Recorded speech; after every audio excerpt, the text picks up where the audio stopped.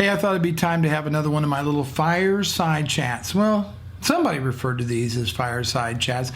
And the topic is being a YouTuber, being a professional YouTuber when passion isn't quite enough. And what I'm referring to is I've been watching YouTube for many, many years. I've been on YouTube for many, many years.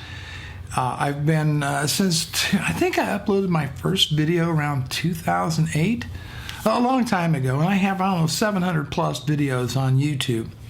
And a lot of them are terrible. I'll be honest with you. The quality is terrible. Maybe presentation is terrible. Hopefully I'm getting better at this sort of thing. I don't know. But what I have noticed is several YouTubers that I'm I enjoy very, very much have seen their views go down. They've seen a reduction in subscribers, definitely hurting in revenue, and their business model just isn't working anymore. And a couple that come immediately to mind, one is Chris Pirillo. Another one is Jogwheel. Jogwheel does those, did those microwave videos, right? Put something in the microwave and see how well it would fare. And so I was watching one of Chris Pirillo's vlogs today, and he had a link to Jogwheel on there talking about the views going down, revenue going down, and he's got about over 800,000 subs, but yet he's not getting very many views on his videos anymore. And the same thing's happened to Chris Pirillo as well. His actual subscriber count is going down, down, down. And the reason I'm making this video and wanted to talk to you folks today is I don't do YouTube as a business. It is a hobby for me. I've never really approached it saying, okay, I'm going to try to make a living off this. Number one, I could be very tough thing to do is to make a living off YouTube myself personally.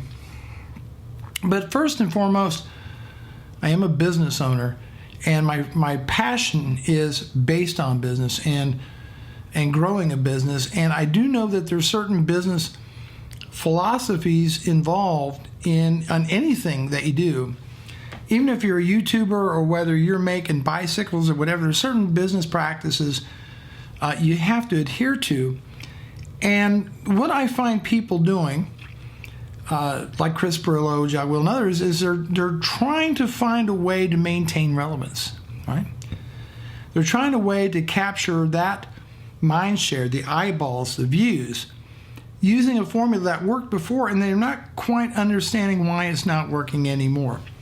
They're putting ideas out there, certainly, and some of their thinking is correct. And I've also watched other YouTubers who are doing very, very well.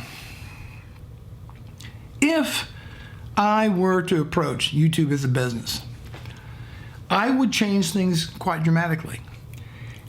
And I would argue the best way to go about doing that is to run an analysis, number one. Okay, why do people even turn to YouTube? Well, they do it for several reasons, but one is entertainment, and secondly is to learn something or look something up. Could be a product review, but they want knowledge, right? Or they want entertained. Those are primarily the two biggest reasons why people go to YouTube. So let's talk about entertainment. And to me, a typical style of entertainment is vlogs. Now, vlogs are like a unscripted reality show. The problem that I see with vlogging for a living, unless you are just super successful at it, is that these videos have a very short shelf life. In fact, that's going to be the crux of this video. The shelf life of videos, right? And vlogs are certainly, I don't think that many people go back and watch the vlogs you made a year ago. I just don't. I think you get a following, and they watch the next day, the next day, the next day, and so on. But I don't think, for the most part, people go back and watch a vlog from a year ago, 6 months ago, more than if you have this steady audience. So that's one thing about shelf life. In the technology community, I think most tech videos probably have the shortest shelf lives going. You're only as good as or your video is going to only do well if you have a lot of subscribers, number one. Number two, a popular item. And number three, until all the other tech reviewers get on there and make their videos about this item. And so, and technology is a very much an overcrowded genre on YouTube. It's very, very overcrowded.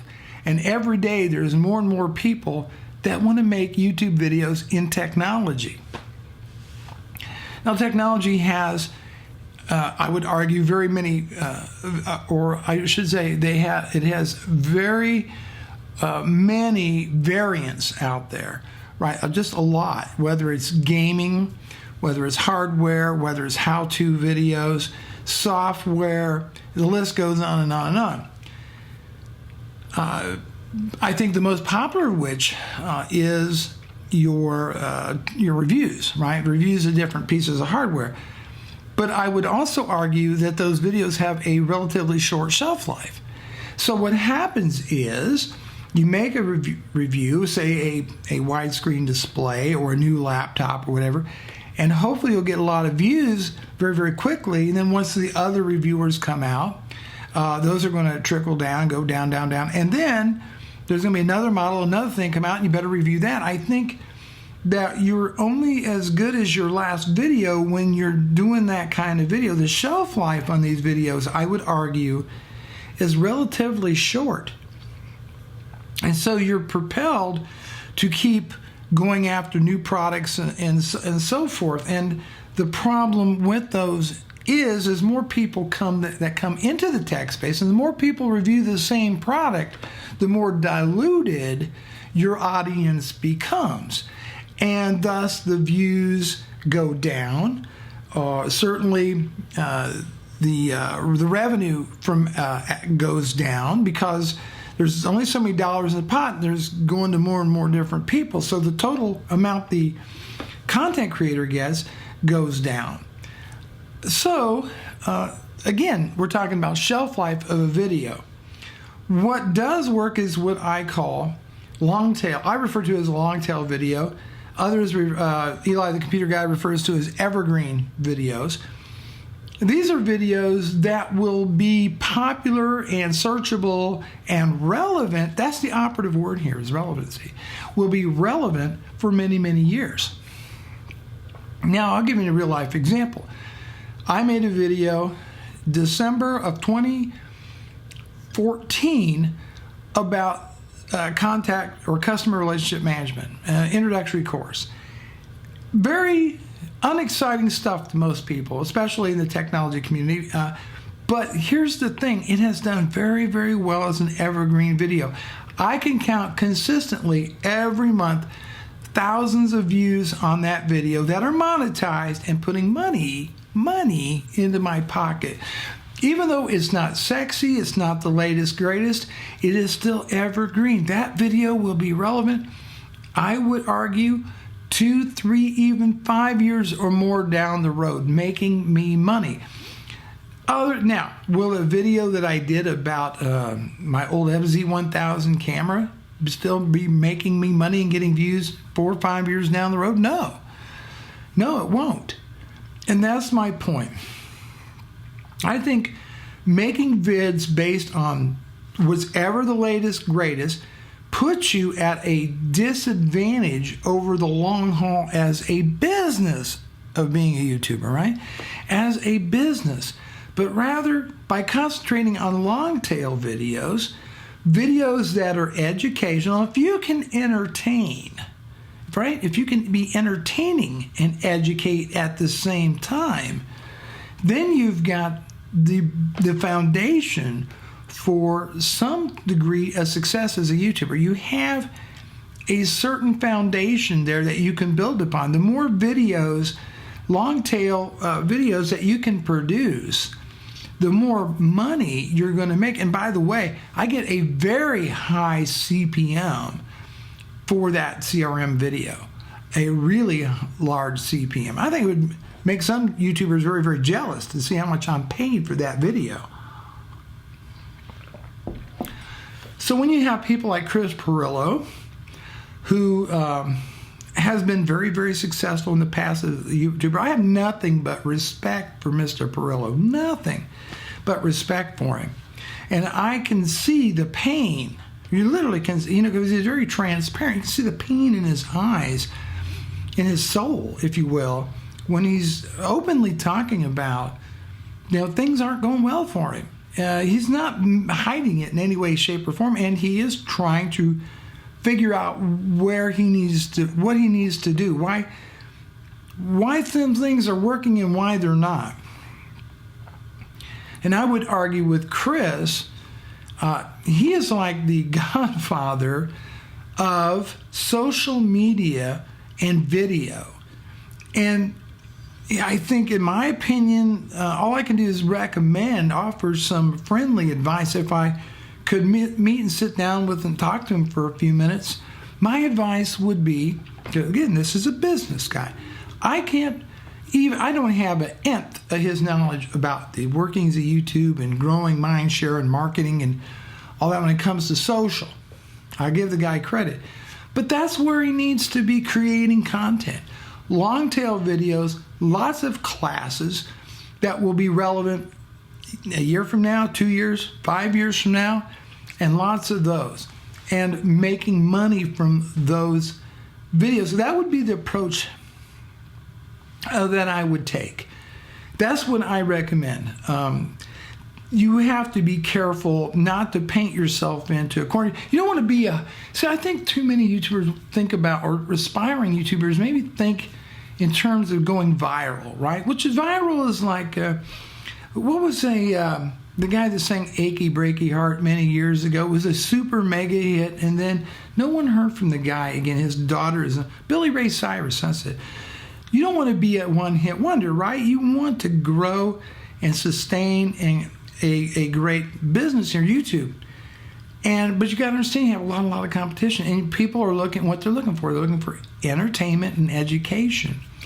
And I think if you're doing just pop stuff, whatever the thing is in the moment, you may grow a large following, but then you got to be super consistent. You don't have the latitude to explore and reach out and do other things because you're kind of stuck on this hamster wheel. Keep cranking out that stuff day in and day out with increasing pressure from lots and lots of others trying to emulate what you do. Okay, another example, TechSource, a YouTuber named TechSource. I learned about him because he did Setup Wars, something to do with setups, and I watched his stuff. And because he's had some success with that, there's suddenly all these other YouTubers out there copying him on that. And that has to be quite upsetting. So I don't know if he invented this or not, or he probably not, but he does it very well. He does it very well. But yet, if he were to stop doing those, I think what would happen is he would see a big drop off in subscribers and views. So he's kind of having to churn these things out all the time. So I think for people like Chris Perillo and Jogwheel and others, people that's been longtime YouTubers wondering how they're going to stay relevant in this onslaught. This is the other thing. When I started YouTubing, you had to have a camera and you had to have all this equipment, gear to really get started making videos. I could upload them. And you have to have a computer and all. Today you can just use a phone and that's it. The barrier to entry is dramatically lower than it was 5 years ago and longer. Because that barrier to entry is much lower, then that means there's more people doing it. And that means more eyeballs, or I should say there's more people fighting for eyeballs on YouTube. I look at some of the most popular categories of videos, and believe it or not, makeup tutorials do really, really well. Music videos do really, really well. Stuff with celebrities does very, very, very well.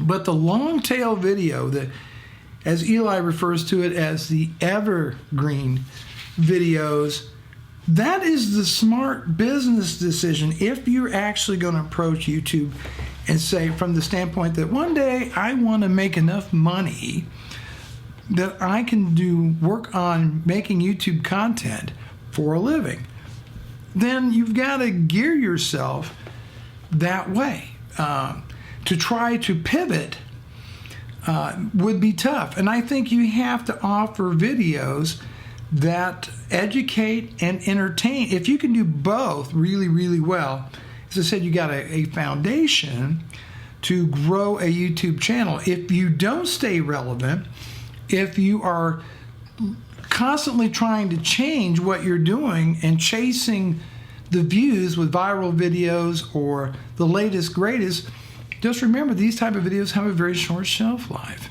very short, and I think can be very painful hanging in there for the long haul. It's if we were running it as a business, yeah, you can have Patreon, you can have merch, you can have all these things, but the reality is that this is on a whim. The money on Patreon, you can start off and get lots of people donating money. Then they move on to and they say, "Oh, I'm going to support this YouTuber." And well, I got for $10 a month, so I'll quit supporting this YouTuber. Go somewhere else. I don't know if that's really a good business model. I think finding sponsors and creating evergreen content, that's probably going to be a more profitable and business-like way to run your channel. But it could be if you have always done pop culture, or if you've always done gadget reviews. I'm not trying to discourage anybody. I do gadget reviews. In fact, I'm reviewing some gadgets right now. But the reality is the shelf life of those videos is pretty short. You put a lot of work into them, and again, you're only going to be as good until the next thing. People have very short attention spans. All of a sudden, whoa, wow, shiny object, and off they go looking at something else.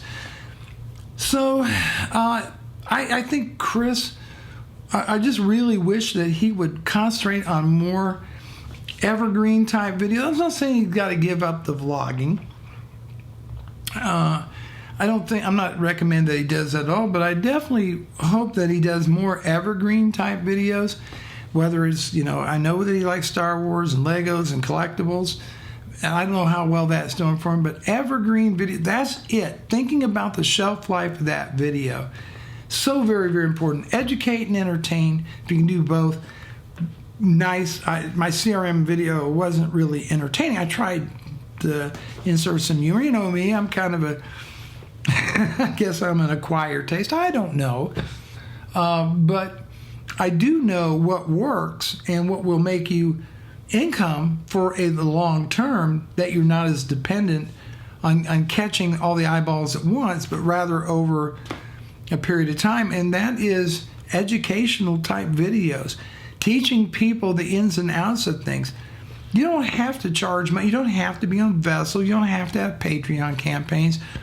What you do have to have is you have to have content that people will be searching for a long, long time to come, and build your YouTube business around that. I do it as a hobby, as a really, so passion, being passionate about something is great. But sometimes passion isn't enough. Anybody that tells you to quit your day job and do what you're passionate about is crazy. I might be passionate about baseball, but I'm a terrible baseball player. I certainly would fail miserably playing golf or baseball, even though I'm passionate about it. So sometimes you can, I think once you master something really, really well, you'll find yourself growing to be passionate about it because you have mastered that subject. So I think that's some foolish advice. I really do. Quit what you're doing and follow your passion. That's. You ever notice it's already successful people that say that, not the ones that are punching a time clock somewhere? They're not the ones saying that stuff. The same thing goes with the video, YouTube videos. From a business perspective, you want a product that sells itself. You want to have something that sells itself, that doesn't need to be sold. That is nirvana. You want to be in that spot where you have a product that is unique and in demand, both. You do that, then you've got guaranteed success. Of course, there's YouTubers who have done incredibly well with I keep wanting to call it pop culture, done very, very well. There's others that's built a success, what you would consider a successful career, on doing really mean-spirited stuff that I wouldn't participate in. But they're going to pay the price. They're going to pay the price. You have others that this type of, when it comes to technology, their model of video just doesn't make it anymore because of their audience that they had that took them to the dance, so to speak, moved on. They moved on. They're not interested now in the other stuff. So that's what happens. You can paint yourself into this corner. And then and that was successful, and that went away. And then you're thinking, okay, how do I reinvent myself? And I would argue the best way to do that is take the knowledge how you got there to begin with and make that the basis of evergreen videos. So yeah, I just thought I would take a few minutes and talk to you about this. Talk to you later.